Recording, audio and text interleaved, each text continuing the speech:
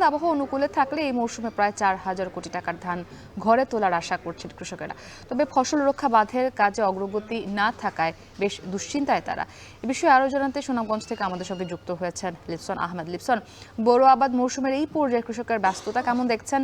সার, রাসায়নিক সহ প্রয়োজনীয় সব উপকরণ কৃষকেরা পাচ্ছেন কিনা?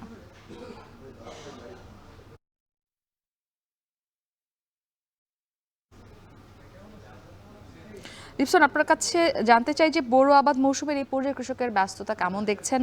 এছাড়া সার এবং রাসায়নিক সহ যে প্রয়োজনীয় উপকরণগুলো রয়েছে সেগুলো আসলে কৃষকেরা পাচ্ছেন কিনা?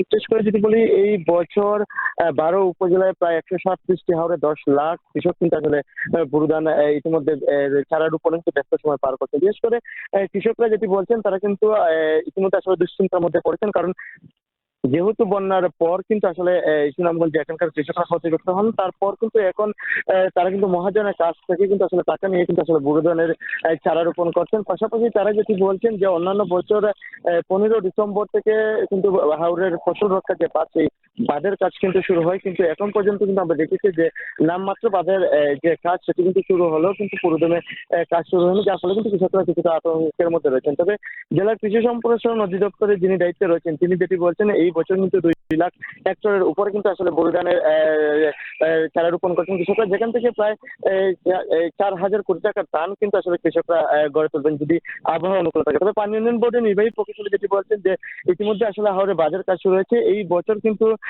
প্রায় 57টি হাওরে কিন্তু 518 কিলোমিটার যে বাঁধ রয়েছে ফসলের রক্ষা করার জন্য, সেটি কিন্তু আসলে তারা নির্মাণ এবং সংস্কার করবেন, যার ফলে কিন্তু এর জন্য প্রায় 125 কোটি টাকা বরাদ্দ দেওয়া হয়েছে। তবে তারা যেটি বলছেন নির্ধারিত যে সময় রয়েছে 28 ফেব্রুয়ারির মধ্যেই তারা বাঁধের যে কাজ সেটি কিন্তু আসলে শেষ করতে পারবেন। পাশাপাশি কৃষকরা যেটি বলছেন, যদি বাঁধের কাজে নির্ধারিত সময় শেষ না হয়, পাশাপাশি হাওরের যে পাহাড়ি জল সেটি যদি ফেব্রুয়ারির ভিতরে পাহাড়ি জল নামে, তাহলে কিন্তু তাদের যে কষ্টের যে ফসল সেটি কিন্তু আসলে চলিয়ে যাবে। মুক্তি।